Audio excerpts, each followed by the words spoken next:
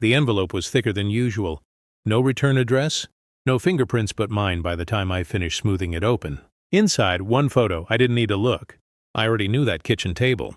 The dent on the left corner, the cheap placemats with faded lemons, the woman in the picture laughing mid-sentence. My mother. The contract was stamped with the crest of the Concordance, a wax seal. I'd worn on my own ring for 15 years.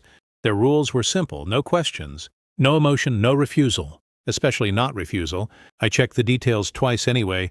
Target verified. Payment obscene. Deadline 48 hours. The message beneath the photo was handwritten. Retirement package. They always did have a sense of humor. And I was trained by what's Gregor Vale, who once shot a man for hesitating. Mercy, he told me while I cleaned the blood off marble, is what civilians call weakness. Gregor retired 2 years later.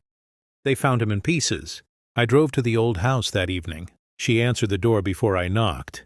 You look tired, she said, like I was 12 and not 37 with a body count that could fill a bus. I scanned the street behind her. No vans, no watchers I could see. That meant they were watching.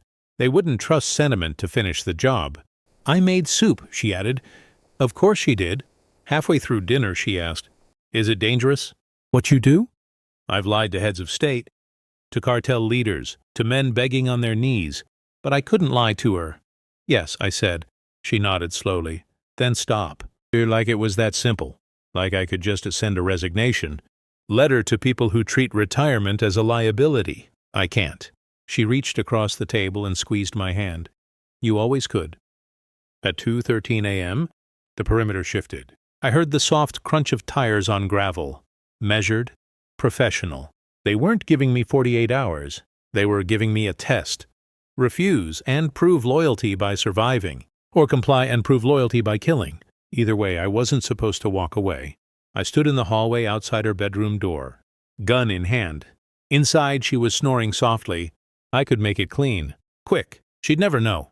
That's what they trained me for. Instead, I removed the magazine. Then the chambered round. Then I snapped the firing pin against the hardwood floor until it bent. Outside, car doors opened. Boots on gravel. I smiled for the first time in years.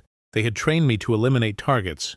They had trained me to disappear. They had trained me to win. They had never trained me to choose. I stepped onto the porch before they could breach. 4 silhouettes in the dark. One raised a rifle. Contract incomplete, he called. I know, I said. Then you understand the consequences. I thought of Gregor, of marble floors, of envelopes, of soup. I do. Of soup. I do. The first shot rang out, and for once in my life, I wasn't aiming at someone else.